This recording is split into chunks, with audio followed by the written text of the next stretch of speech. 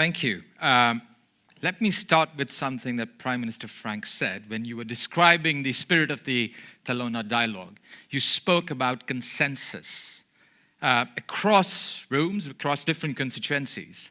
It's a very grand ambition. On a lucky day, I'd be lucky to actually find consensus even within my own thoughts. And I think many of us are constantly faced by conflicted thoughts.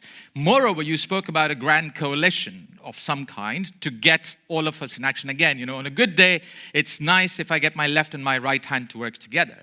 Let me give some context. All of us, given this 21st century, multiple, complicated, fast-moving world, wear many different hats. We are all parents, we are consumers, we are taxpayers, we are workers, we are voters, citizens, all of the above, right? And truth be told, in most cases, we are full of contradictions. My role in my hat as a worker, what is in my interest as a consumer, actually goes against my interest as a worker. When I'm trying to balance hanging out with my son as a parent, maybe I'm not being a conscientious worker. When I'm trying to think about who to vote for, maybe that is going against some interests. I have to balance them. It is a complicated world. We face complicated choices all the time, and we end up doing difficult things that are full of contradictions. So, to simplify matters, we tell ourselves stories.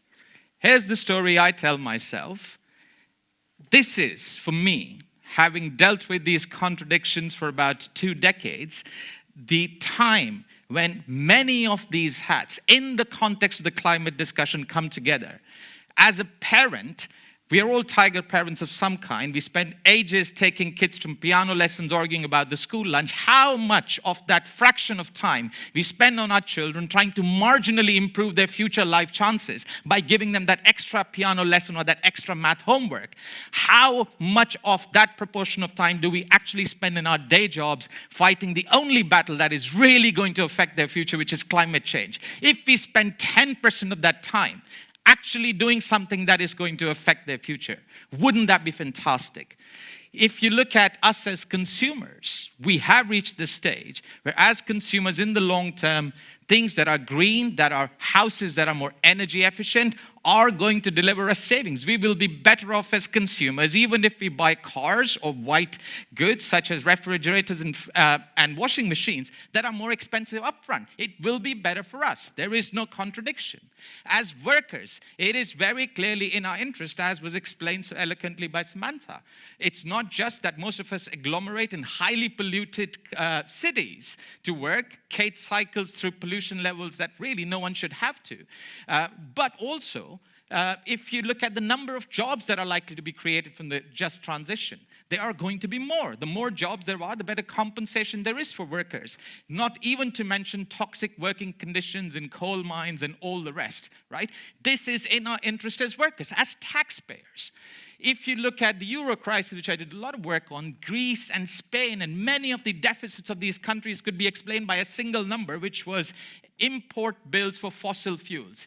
India has, since its entire independent existence, run a current account deficit owing simply to the import of fossil fuels and its addiction to gold. But we will not talk about that. Whichever way one looks at this, as taxpayers, it is very clearly in our interest to be going towards a green transition. If you look at us as investors, yes, all of you have some sort of pension funds and savings. Would you rather invest in a sunset industry, which is going to lose money, or would you rather invest in a sunrise industry that's actually going to generate money? There is no contradiction anymore. And finally, as citizens, do you really want your democracies to be perverted, as they have been, by big oil, by big coal? Do you really want 3 men, one of them a crown prince of Saudi Arabia, the other president of Russia, and third, the current president of the United States, to give you the next oil price shock? We've been through enough of them already. Thank you very much. Would it not be better to cut our dependence on those? It is also the only way of ensuring security. It is also the only way of ensuring the basic function of the state, which is security. Without that, we are going to have climate refugees as never before. As the CIA, the only time I will agree with the CIA, rightly pointed out, climate change is the biggest security threat to our future. There is no contradiction in these hats. This is the story I tell myself. I hope you agree. The second story I tell myself, my intellectual interests have always been finance and economics, and my emotional interests have been environment and development. And for 2 decades, I have struggled. I go from one end to the other. But this is the one unique time in history where they all come together. Let me explain. There's 80 trillion of so-called long-term capital in pension funds, etc. We have been very lucky. We are at the end of a 3-decade golden age where 4 things led us to immense profitability. So much so that more than half of the pension fund stocks out there today of this 80 trillion comes from accumulated profits. They were driven by the secular decline in interest rates. US interest rates in the 80s used to be 8%, they're closer to 2%. When interest rates fall, asset price rises. Simple. The second was China's arrival to the WTO. The single biggest redistribution of the fruits of capitalism away from labor towards capital, because there was so much shock to the supply of labor. That will never happen again. US interest rates will never again fall from 8 to 2%.